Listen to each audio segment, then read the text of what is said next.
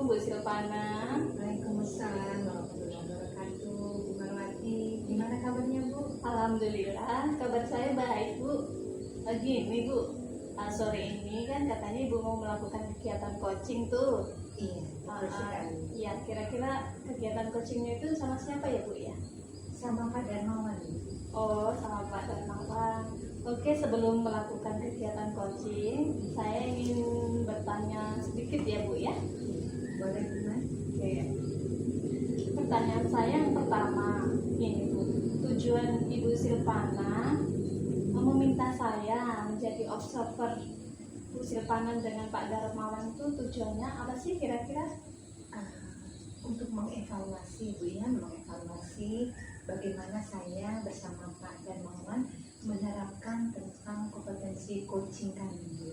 Jadi mungkin nanti di perjalanan coaching itu ada yang bisa Bu Marwati amati, disampaikan ke kami untuk merefleksi diri supaya bisa menemukan potensi yang lebih baik dari dalam diri dan dikembangkan ke depannya.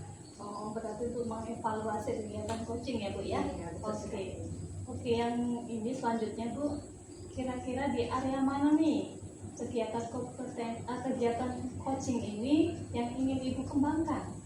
Oh iya, berdasarkan kompetensi yang dikembangkan untuk coaching itu kan ada 3 Bu. Iya, benar. Jadi yang pertama itu mendengarkan aktif, Ya. kemudian kehadiran kita pada saat coaching itu kehadiran penuh, kemudian yang ketiga itu mengajukan pertanyaan yang berbobot. Nah yang ingin saya kembangkan itu adalah kemampuan saya untuk mengajukan pertanyaan-pertanyaan yang mampu mengarahkan coaching menemukan potensi dirinya dan menemukan solusi dari permasalahan. Oh, itu yang ingin Ibu kembangkan ya, bagus sekali sebenarnya Bu. Oke, semoga untuk pengembangan kedepannya nanti bisa berjalan lancar ya Bu ya. Amin. Oke, terus selanjutnya yaitu tentang strategi. Strategi apa yang akan Ibu lakukan ketika melakukan kegiatan coaching? Jadi strategi yang akan saya terapkan itu adalah menggunakan alur tertarik. Jadi selama percakapan nantinya, bagaimana saya mengarahkan Bu Pak Darmawan mulai dari tirta, jadi dari tujuannya, kemudian mengidentifikasi permasalahannya, kemudian Pak Darmawan mampu menentukan strategi atau rencana-rencana bagaimana agar menemukan solusi dari permasalahan. Kemudian terakhir itu tanggung jawab. Jadi bagaimana komitmen dari Pak Darmawan bahwa rencana itu harus dilaksanakan atau ada aksi dari strategi yang sudah ditetapkan begitu. Oh, ya, berarti strategi yang akan Ibu gunakan yaitu menggunakan strategi tirta ya. Iya. Oke lah, baiklah Bu. Silakan kalau mau melakukan kegiatan coaching, saya siap menjadi observer. Terima kasih Bu Marwati atas waktunya Ibu. Iya, sama-sama. Assalamualaikum warahmatullahi wabarakatuh Pak Dar. Waalaikumsalam warahmatullahi wabarakatuh. Silvana. Gimana kabarnya Pak Dar? Alhamdulillah saya sehat. Gimana kabar Ibu Silvana sendiri? Alhamdulillah saya juga sehat Pak Dar. Kemarin Pak Dar menelpon untuk meminta berbincang-bincang pada hari ini. Nah, untuk tujuan dari perbincangan kita ini apa yang Pak Dar harapkan hari ini? Itu maksudnya nggak lama Pak Dar, sekitar 10-15 menit aja. Oke. Yang pertama terima kasih atas waktu yang Ibu diberikan. Kemudian yang kedua, saya ini sebenarnya ingin bercerita karena berkaitan dengan cara saya mengajar. Nah, kebetulan ada satu siswa saya itu yang hiperaktif. Nah itu sehingga mengganggu dalam saya mengajar anak-anak seperti itu yang lain. Oh iya, jadi ada satu siswa Pak yang hiperaktif dalam kelas, Iya. sehingga kondisi kelas tidak kondusif lagi. Benar Nah, sekali. dengan berbincang ini tujuannya bagaimana itu Pak? Dari anak yang hiperaktif ini bagaimana ke depannya maksud Anda itu seperti apa?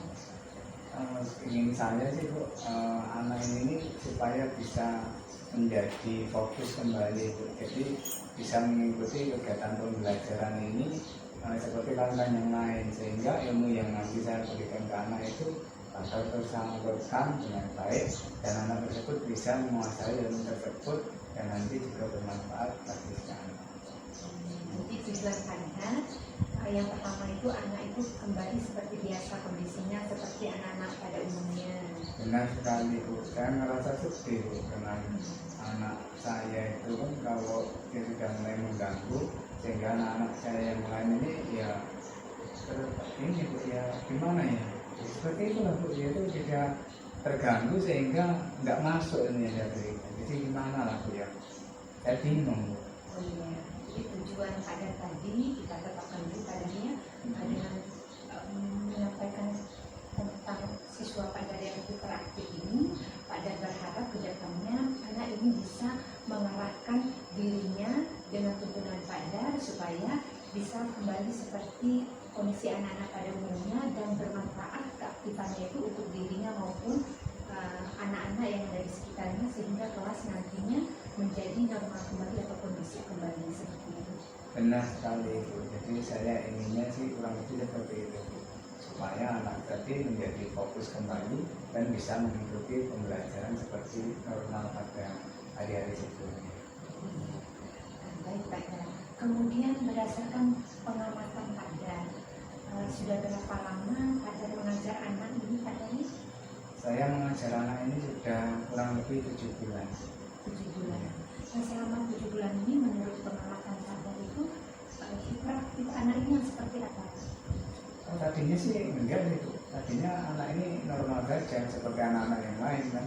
Tetapi dalam kurang lebih 2 bulan terakhir ini anak ini mengalami perubahan sikap yang tadinya juga angken-angken saja dan sekarang hiperaktifnya itu berlebihan. Berlebihan itu dalam pengamatan Pada itu apakah tidak seperti anak-anak lain sesuai perilakunya di dalam kelas atau karena dia melebihi keaktifannya itu untuk belajar atau bagaimana Pak? Kalau yang saya lihat itu lebih cenderung mengganggu kawannya. Jadi misalkan anak ini sedang asik-asiknya mengerjakan tugas, nah dia menyebek kertas, kemudian dilempar, kemudian kadang teriak-teriak, kemudian lari sana sini. Tadinya sih biasa-biasa saja, nggak pernah kayak gitu. Jadi perilaku anak ini yang berbeda seperti kawan-kawan yang lain kadarnya. Iya. Dia lebih cenderung mengganggu teman-temannya di dalam kelas. Iya. Jadi dia tidak belajar, justru mengganggu kawan-kawannya di dalam kelas. Nah, selama 7 bulan ini Pada yang menurut Pada dari pemetaan awal di kelas itu, apakah ada pengaruh dari dirinya sendiri atau dari orang lain atau dari orang tua gitu? Ya juga ya, kemungkinan seperti itu. Kalau saya melihat memang begini Bu, orang tua anak ini kebetulan guru juga di sekolah kami ini. Jadi mungkin apa anak ini merasa karena ibunya dari guru di sini, nah dia merasa kalau membuat kesalahan itu ada yang mendukung, mendengarkan, sehingga tidak takut. Nah kami sendiri Bu, ya terus terang ya gimana ya, sungkan juga Bu, karena ibunya itu kebetulan termasuk guru yang senior. Jadi kami mungkin nggak enak kalau mau menasihati di sini. Jadi berdasarkan pemetaan awal waktu Pada masuk kelas itu, Pada mengamati atau memetakan bahwa anak-anak ini dari keluarga terlebih dahulu. Jadi ada orang tua dari anak kita ini yang ternyata menjadi rekan kerja Pada di sekolah, kemudian merupakan rekan kerjanya senior, sehingga rasa menghormati, rasa pengen rasa itu jauh lebih tinggi begitu Pada. Benar sekali. Jadi ada rasa tidak enakan mungkin Pada dia untuk menyampaikan kondisi anak tersebut langsung ke orang tuanya. Iya, benar. Seperti itu sudah. Jika kita buat skala Pada dari 1 sampai 10, pada umumnya anak-anak itu seperti apa?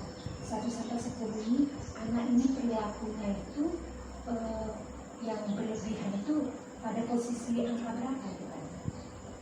Kalau menurut saya itu mungkin di posisi ke-6. Padahal kan standarnya ya mungkin di angka 3 gitu ya. Jadi maksudnya itu batas hiperaktifnya tadi kan, atau kenakalannya itu tidak terlalu, misalkan kalau sudah 5 kalau lebih kan artinya sudah ini sudah sangat mengganggu yang lain. Jadi kalau ditetapkan tadi di angka 6, silakan menurut pengamatan Anda yang normal itu anak-anak untuk perilakunya itu di angka 3. Iya. Jadi ini hampir separuh padanya dari skala yang sudah ada, tapi memang melewati dari angka 5. Cukup banyak ini usaha Pak Dar untuk mengembalikan anak ini seperti sedia kala supaya tetap fokus belajar kembali. Nah, dari pengamatan Pak Dar selama ini atau yang sudah Pak Dar lakukan untuk mengembalikan fokus anak ini, apa saja kira-kira faktor pendukungnya Pak Dar? Kalau menurut saya ya, mungkin kalau saya panggil langsung kemudian saya nasihati di sini mungkin agak kurang gitu. Mungkin anak ini karena seperti yang saya sampaikan tadi merasa ada ibunya, tapi saya memiliki rencana mungkin saya akan melakukan home visit ke rumahnya, saya adakan pendekatan yang lebih bagus lagi, tapi tentunya kepada orang tuanya, supaya harapan saya orang tuanya nanti yang bakal membantu untuk menjelaskan ke anaknya agar lebih bisa diterima, lebih kayak itu.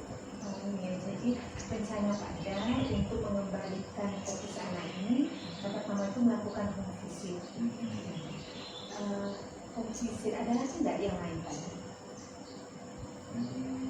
Mungkin ya nanti saya mungkin mau ini sih, sementara mau ngasihkan apa ya pengawasan dari kawannya sendiri ya. Nah, yang mungkin saya berkasih seandainya anak itu nanti berulang agar kawannya ini menasihati menegurnya, sementara seperti itu. Jadi dari dua rencana Pak Dar ini, yang pertama home visit, kemudian yang kedua mengajak temannya supaya bisa berkomunikasi dengan baik dengan anak itu, memberitahukan bahwa apa yang dilakukan itu kurang baik, begitu Pak Dar. Jadi ada teman sebayanya yang bisa membantu dia untuk memfokuskan diri kembali seperti itu. Iya. Jadi melibatkan memang orang tua dengan teman sebaya supaya lebih efektif. Ini kalau untuk dua rencana ini Pak Dar, yang pertama ini untuk home visit, bisa Pak Dar menetapkan home visit ini apa faktor-faktor atau potensi-potensi yang mendukung Pak Dar untuk bisa melakukan itu? Yang pertama Bu, biasanya anak ini kan lebih mendengar apa kata dari orang tua, terutama dari ibu. Nah, harapan saya dengan ibunya yang menasihati itu akan lebih masuk di pemikiran si anak sehingga bisa melakukan perubahan dan nantinya lebih fokus. Nah, kemudian untuk temannya ini tentunya kita juga memilih yang saya pandang itu dekat, ada kedekatan spesial dengan si anak. Nah, yang akan saya taruh sehingga kata-katanya lebih dengar daripada teman-teman yang lain. Jadi dari dua ini, yang pertama tadi home visit, menurut daripada itu kalau bertemu langsung dengan orang tua, ngobrol-ngobrol, bisa menyampaikan kondisi anaknya, diharapkan orang tua anak bisa menasihati kembali sehingga anak ini kembali normal seperti anak-anak pada umumnya. Kemudian yang kedua tadi, berharap ada teman sebaya dari si anak ini supaya bisa bergaul seperti anak-anak pada umumnya, berperilaku seperti anak-anak normal lainnya, sehingga dari 6 tadi bisa kembali ke Alhamdulillah Bu Silvana, kegiatan coachingnya sudah selesai, sudah berjalan dengan baik. Terus dalam Bu Silvana memandu percakapan dengan Pak Darmawan tadi juga sudah muncul kemitraannya muncul dengan baik. Kemudian Bu Silvana sudah menjadi pendengar yang aktif. Kemudian dalam proses kreatif yaitu memetakan dan menggali situasi Pak Darmawan supaya menghasilkan ide-idenya juga sudah muncul, sehingga tadi sudah terlihat Pak Darmawan merasa lebih nyaman untuk mengutarakan permasalahannya tadi ya. Terus kompetensi Bu Silvana yang ingin dicapai atau yang ingin dikembangkan tadi juga sudah terlihat, yaitu dari kehadiran penuh, mendengarkan aktif, kemudian mengajukan pertanyaan berbobot juga sudah muncul. Nah, untuk kedepannya nih, kira-kira karena kita seorang guru ya, pasti kegiatan coaching ini nanti akan kita lakukan terus untuk supervisi akademik ya. Nah, kira-kira nih kompetensi apa yang kedepannya ingin Ibu kembangkan lagi? Dari kegiatan tadi saya